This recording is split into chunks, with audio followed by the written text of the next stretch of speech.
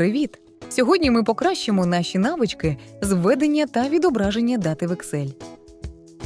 Введення дат в Excel може бути незручним і призводити до помилок. Але є просте рішення надбудова, міні-календар і дат-пікер.